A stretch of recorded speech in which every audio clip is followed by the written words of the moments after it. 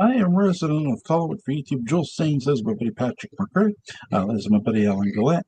We are here to continue our Star Wars movies reviews with Star Wars The Rise of Skywalker. Directed by J.J. Abrams. Screenplay by Chris Terrio and J.J. Abrams. Story by Derek Conley, Colin Trevorrow, J.J. Abrams, and Chris Terrio. Based on the characters by George Lucas, produced by Kathleen Kennedy, J.J. Abrams, and Michelle Roujon. I think it's pronounced Obama. Cinematographer is Dan Mendel. Music is by John Williams. Release dates December 16th, 2019, Dolby Theater, and December 20th, 2019, United States. Budget $593.7 million. I'm just going to read them. And box office 100 billion.077 billion. There you go. There you go. Because my math sucks. All right, so guys, when did you first see this movie, Alan? First or second day it was open. So opening weekend, whatever it was. Cool. Nice. Cool. Patrick, when did you first see this? I saw this opening day. So the evening show opening day. Cool. Cool. I saw this on television. What did you guys think of the plot? It was the greatest story ever told. It was the reason for that season. I'm ready for my close-up, Mr. DeMille. It was, I mean, okay, everything I say in the context of, I love this movie. Okay, so let's just get that out of the way. It's about what I saw the movie when I saw Star Wars when I was 6. I just turned 6. It gave the 6-year-old in me, part of me, what he had been looking for since he first saw the movie. And part and parcel of that is the fact that it is a movie with the logic and emotional culpability of a 6-year-old. So that's what I think of the writing of this movie. It is a movie where things happen because the writer really wants it to happen real bad, not because it makes any damn sense at all. There's very little cause and effect. Things are symbolic of actions rather than being actions. Poe Dameron gives a speech that is symbolic of a rousing speech rather than giving a rousing speech. Right. You know what? I don't care. I don't care either because he's not a great speech maker. He's not supposed to be. That's not the reason I don't care. But that's the reason. I mean, what I'm saying is I can make logic out of it because. Oh yeah. Well, the logic I make out of it is that it's a movie that's designed to appeal to a 6-year-old. And that's that. I have no other. I have no other. It has no other raison d'etre that's required. And I really had to really examine why I liked this movie so much when it was out, and that was it. I just found it immensely satisfying in a I am hungry and I'm eating a bunch of ho-hos way. I may not feel good about it the next day as my lifestyle choice, but at the time it's good, and it still has the satisfaction of being hungry and happening to want a big box of ho-hos at 3 a.m. Kind of sense, yeah. I enjoy the fact that it does sort of put a bow on certain things, and I think you kind of been waiting for that for years. By the time this movie comes out, Yes. So it settles some interesting things. The characters become more realized, and they go through different things to do that. And even Ben, Kylo Ren, becomes more sympathetic in this movie than he has been since the beginning. So you're more interested in what happens with him in this movie than ever before, for sure. I agree. And I think he's very unpredictable in this movie. Mm-hmm. Yes, and now you're seeing the actor's craft at work with something to do too, because it's not just all that internal and explosions and all of that sort of thing. Action Yeah. has to be taken. Action Yes. has to be taken. Yeah. God, I'm gonna be the asshole in this. Yes. Um, I can already smell it heating up. Yeah, um, I hear the roar. I feel this is the Halloween ends of the Star Wars movies. I mean, because look, I do like the characters in the movies we watched, but I do feel when you take Palpatine and you throw him in here like he's been here the whole time, Yes, I just I know exactly what you mean. Yeah. that's a mess. He is a bit Simon Bar Sinister in this.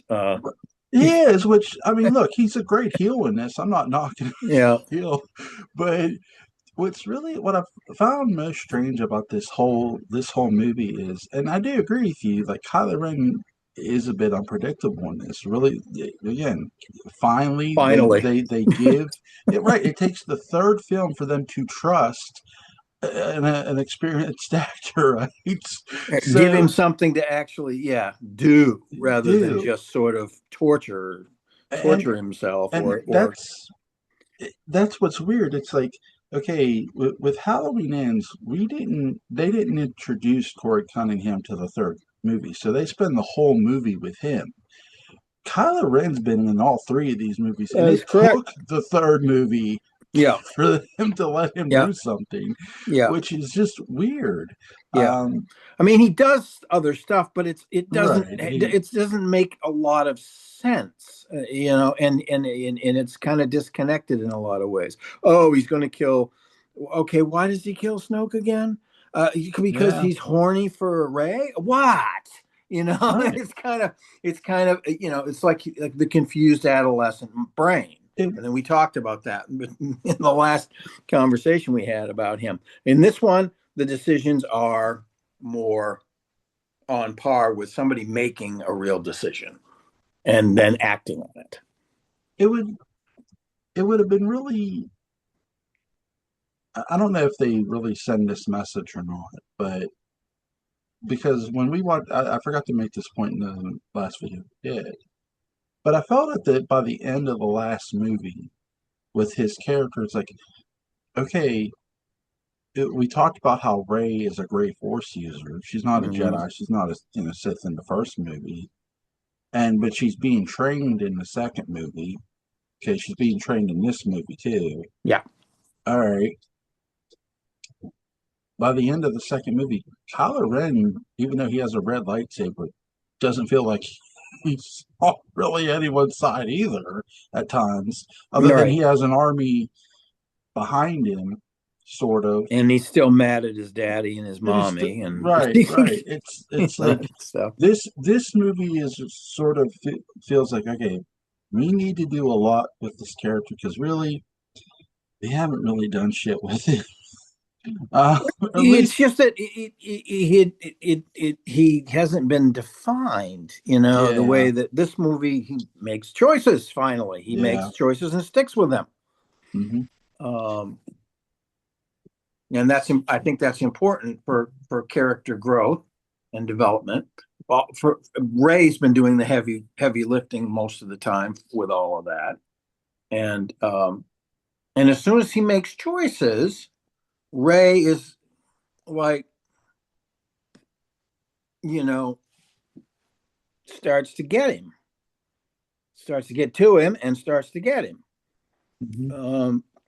Because before that, it's chaos, and it's you monster and all this sort of thing, which he readily admits he is, but he's not monster in this one. He's he initially still wants to be a monster. He still wants to, but he right off the bat, he does not want to follow Palpatine. So that's a good sign, even though his ostensive reason for it in the first half of the movie is because I want to be, the whole thing. But because yeah. Sorry, I'm sorry. Go ahead. No, go ahead. No, I was just going to say, because I feel for the first time he feels that human love, that the dark side. No, well, that too. He feels that the dark side of finally did lie to him, because he did somewhat have a belief of something, that his big hurt is over the fact that his mentor, his uncle, was going to kill him. Right.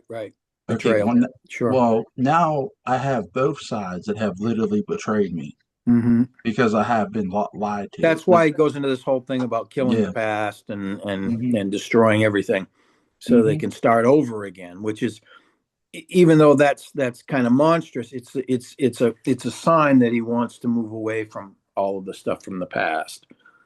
Yeah, his play here isn't so much about power,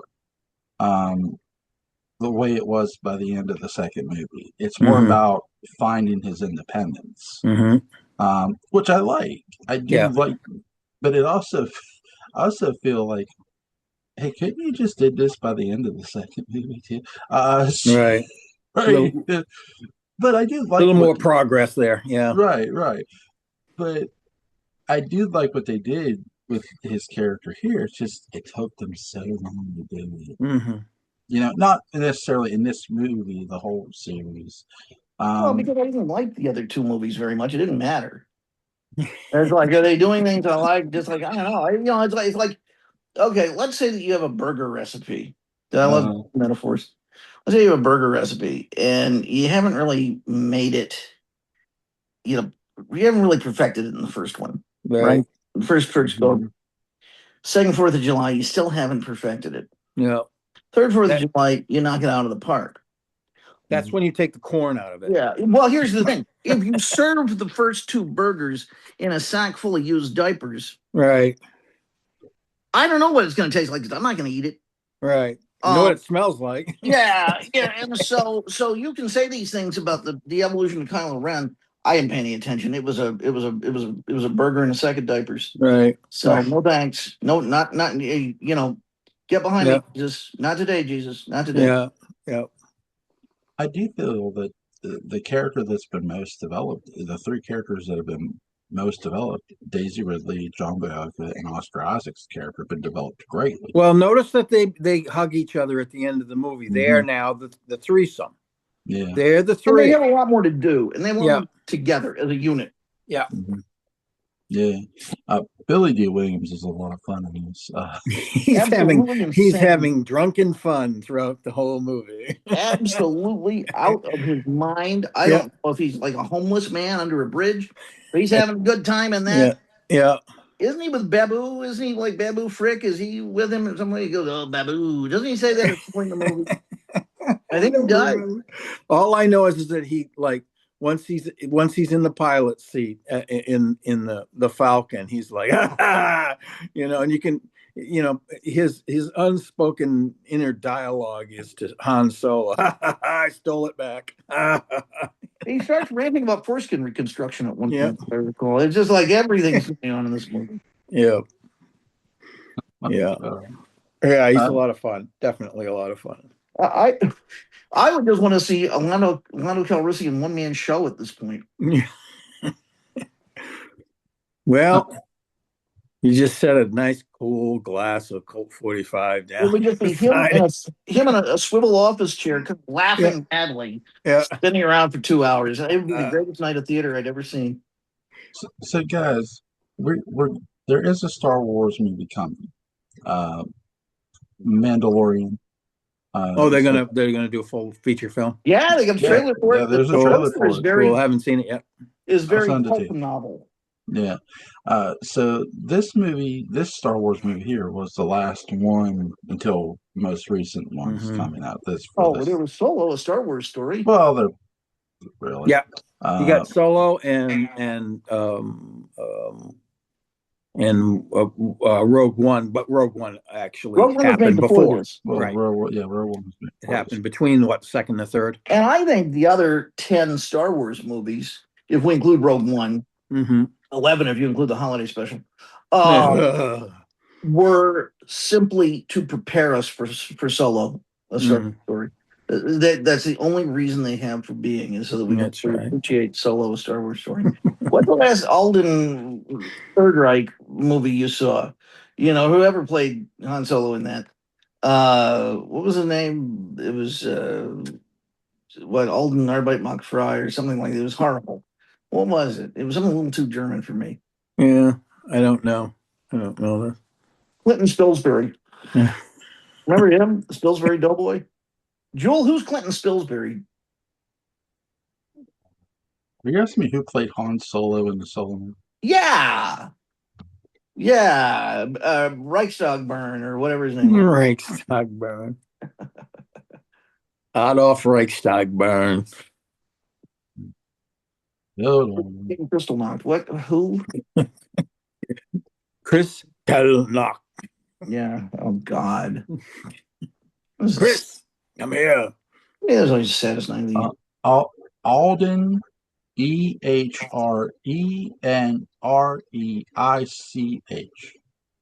Ehrlichman.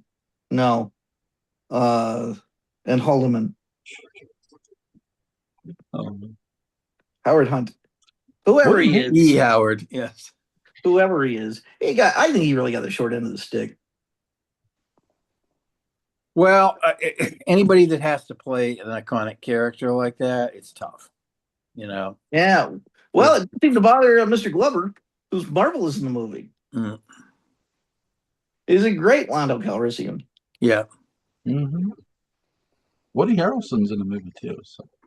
Alden Ehrenreich. Oh no! Oh God! If you're me, you just go. I just heard the clicking of heels. Yeah, you just go run for the closet and try not to breathe too deeply. If you hear that name's coming, I really, but seriously, I am one of those. I do not ride in German cars. I have a German car. It's a Volkswagen. Yeah, I have issues. Yeah. You've never I don't ride in German cars. You've never ridden in a Volkswagen? I mean, I have, but I haven't liked it. Hello, because Lincoln. they were complicit in the Holocaust, Joel. I don't dig companies that were complicit in the Holocaust. Yeah. I only drink Fanta because it's revenge. So no Bayer aspirin. Or Bayer, as they say. No, I have a thing. And no Siemens products. You're not going to find any on my lips. Yeah. So, guys, what's some of your favorite scenes in this movie, Alan? The insanity of Lando Calrissian, of course, is one of the great ones. That's right. But also, there's no one scene. I mean, all the battle sequences have more clarified stakes. Hey, Lincoln. Everything, the high stakes are really clear. It's not just about getting the snot knocked out of you and going off and licking your wounds. It's about we're going to win or not. And this is it. I love that about the movie. It's like, okay, enough of this. You want your last Star Wars movie? We're going to give you your last Star Wars movie. This is it, guys. No more. Okay, we're going to stop for ice cream, and it's going to be Ben & Jerry's. It's going to be really good. But I don't care about one ice cream one more time. Yeah. I heard on one ice cream for 9 movies. Yes. Star Wars Asteroids ice cream. None of this Admiral Thrawn ice cream either. No, this is it. Yeah, right. I got a huge kick out of the fact I am the spy, even though he's a real scumbag anyway. Oh, I love that when Huxley's he's just like he goes, why are you doing this? I don't care if you win. I just want him to lose. Now, this is the thing. This is my sensibility versus other people's sensibilities. My sensibility, I would have kept him around and made him one of the primary characters in the movie. Mm-hmm. Always, he's the Dr. Smith. Yes. You're always wondering, what's he going to do? when they come for you, bad boys, bad boys. Yes. But that he would redeem himself, like seriously throughout, but not even die at the end, but just like, Yeah. now what? Well, we're going to leave Everyone's you. hugging, and We're going he to just kinda leave you sits with the alone. Ewoks. This is okay. So everyone's hugging at the end of the movie. The lesbians get together and all that stuff. Yes, of course. And he's just kind of like looking around. And of course, none of his friends are there. Right. And he just kind of sits down. And I would have had an Ewok come over and hand him a daisy. Yeah. And he looks at the Ewok sort of with contempt, and then like, okay, and just invites him to sit down. And that I think the audience would have lost it. Mm-hmm. Yeah. Yeah. One last joke in the movie. And there's nothing wrong with that. No, there isn't. That's what the Ring trilogy missed. Mm-hmm. I think, by Wagner. That was all before Hitler, so it's all right. That's all right. That was late winter before spring. Like after, like Werner Herzog, that's all right. It's just that no. The timing was all wrong. Yes. A lot of my favorite scenes in this movie is the interaction between Rey and Kylo Ren.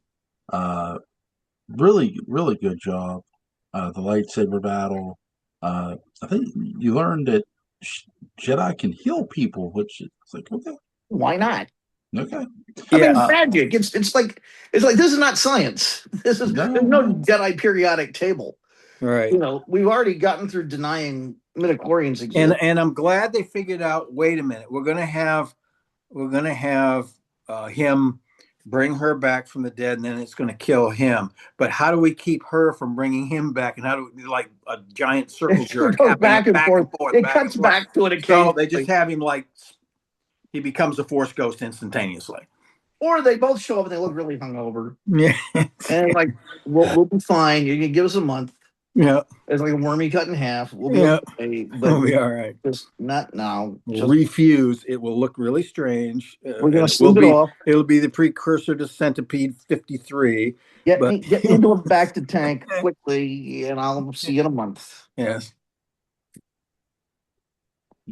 They check in, they tap Kylo Ren's back to tank at the big party, and he just goes, What'd you guys think of Palpatine here in this movie? I love him. He's the devil. Oh man. And like when he's got that big auditorium full of hundreds of thousands of people. Yes. I thought this is the Sith. Yeah. Really, really big. Imagine, how'd you get tickets for that?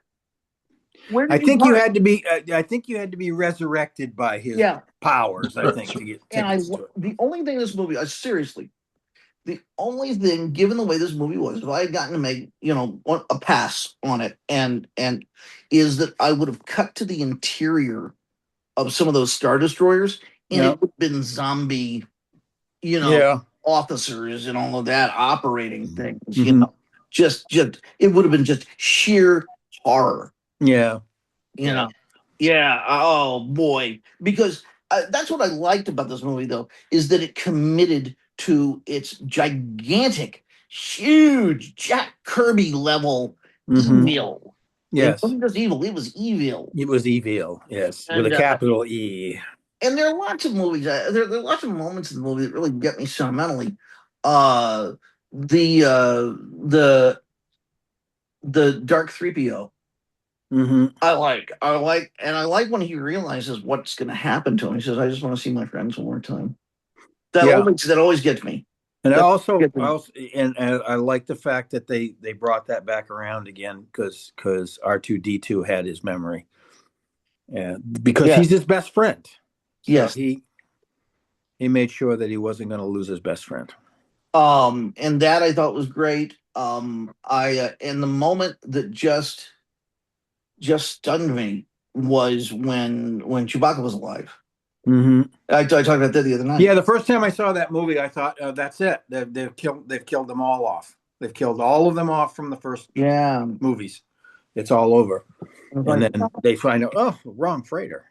Yeah. You can't take out Chewbacca that easily. That can happen. Yeah, it It certainly totally does. can happen. So And they didn't make you wait like an eternity to let you, the audience member, know. And then you sit on the edge of your seat wondering how they're going to figure it out and rescue him. So, so that was cool. That was good storytelling. it was. It was. I was ebullient at that moment. Or that moment, ebullient. I was thrilled with. Yeah. And I loved seeing, and back to I love seeing Chewbacca get his medal. Yes. That was great. Yeah. Yeah, that was cool. Yeah.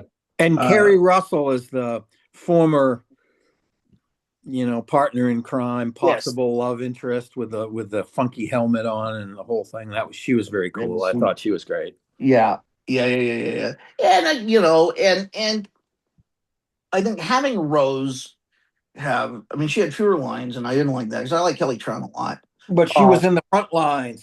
But she was in the last line. Battle. And she does such competent stuff. She only does competent stuff through the movie. It's like, okay, fanboys, knock at this. Yeah. You're not going to be able to do it.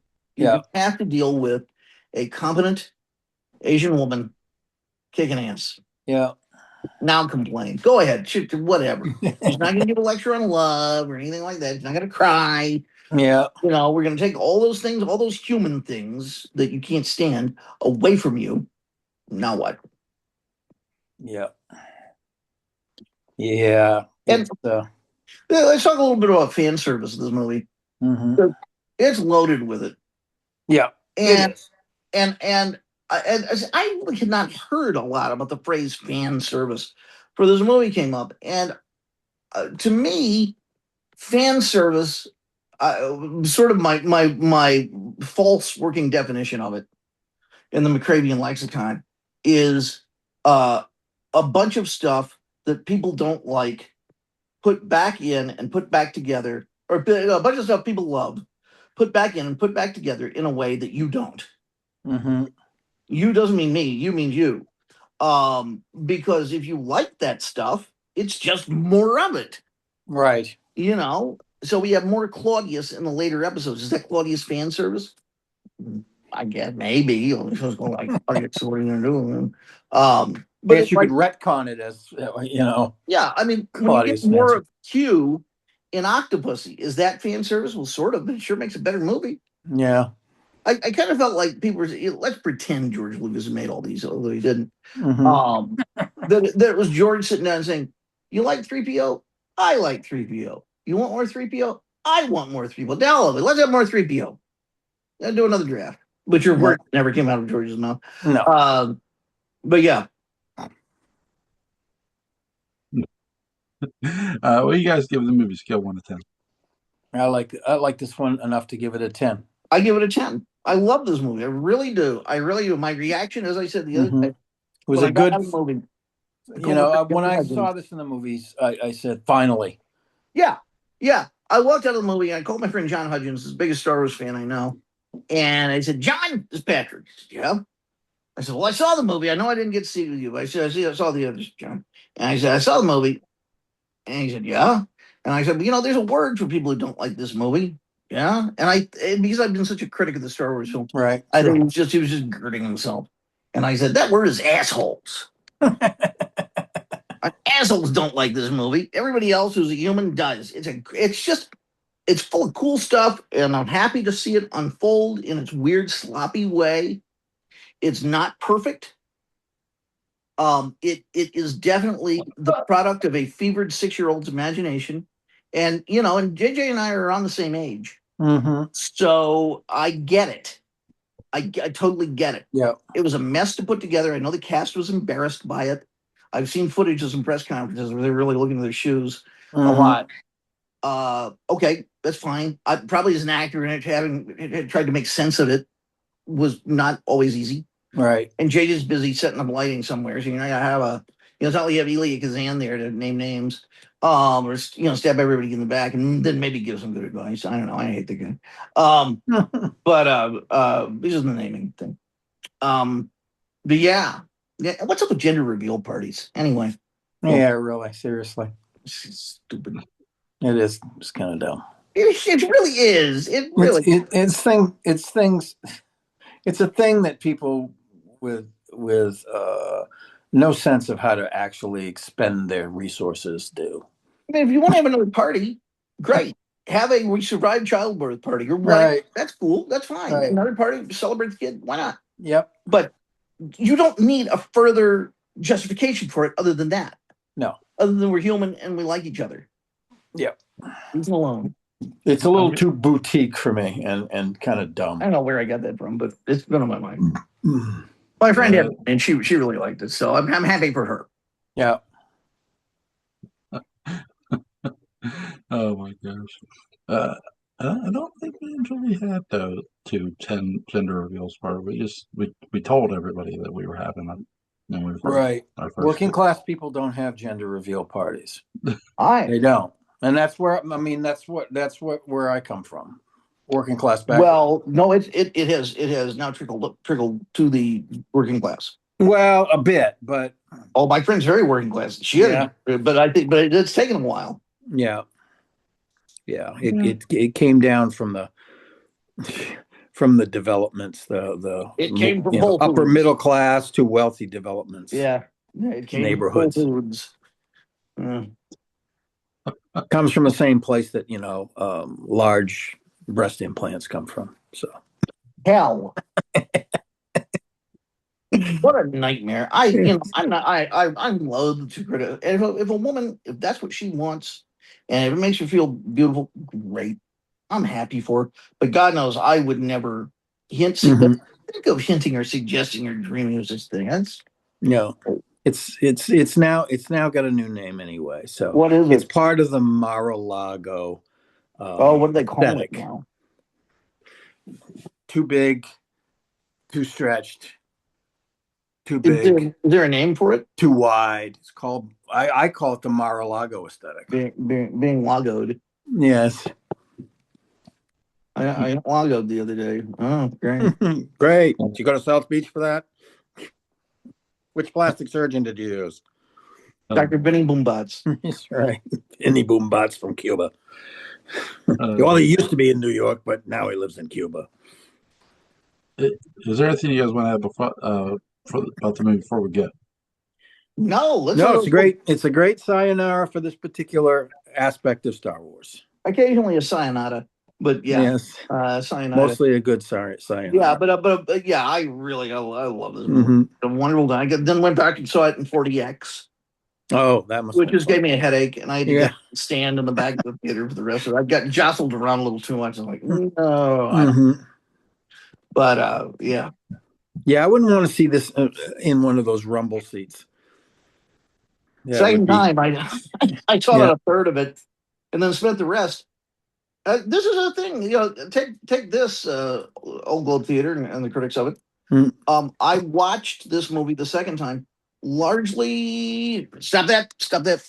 There's a dog. Lincoln? Oh no, dog. I saw the second time standing for about 2 hours of it. It didn't bother me at all. Yeah. Yeah, it just flew by. Yeah. Yeah, I had no problem with this movie. It does. This movie, the last one, it seemed awfully long. This one, it's the same length. This one's longer and it seems shorter. Yeah. I think it's longer. It's around the same length. It might be a little longer, but it's 2.5 plus. Yeah. Thicker. Yeah.